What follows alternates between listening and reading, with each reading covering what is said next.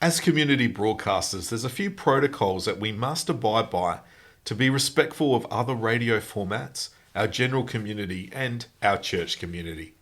These rules are predominantly manifest through the radio broadcasting codes of conduct, the sponsorship guidelines, and staying within professional scope of practice.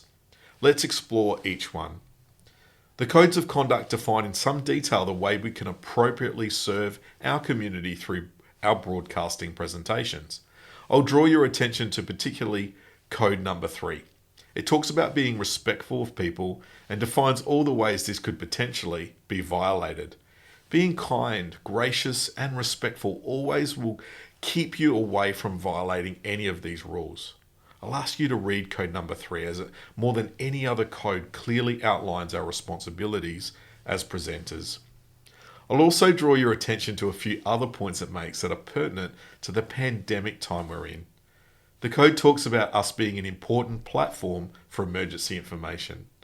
Notice as you read it, it also says the information we give must be factual and not alarm the community. There's always limits to the way we can talk about things when broadcasting. Radio is a powerful platform, but like driving a car, we have a lot of rules and procedures to make sure it's done safely and without incident. Familiarise yourself regularly with the codes of conduct. They'll serve you well. The next protocol to focus on is sponsorship guidelines. I'll help you with the finer detail of sponsorship guidelines as you engage in presentation, but the golden rule is don't advertise products. You can talk about products during your voice breaks as an incidental accompaniment, but you are breaking the sponsorship guideline if you intentionally start trying to advertise products and commercial services through your broadcasting. There's strong rules around this to protect the commercial radio sector, which has to survive based upon the advertising contracts it has with business.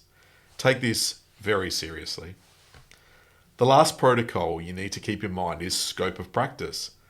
Sometimes you might be tempted to overreach a bit and come across like an expert or authority in an area.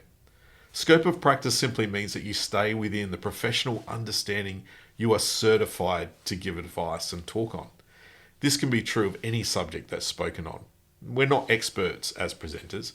For example, you might want to share some spiritual advice, and that's fine.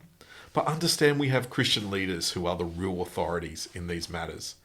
Please share all manner of religious encouragement, but make sure it's well-established, orthodox thought and not only specific to your church or weird and obscure in nature.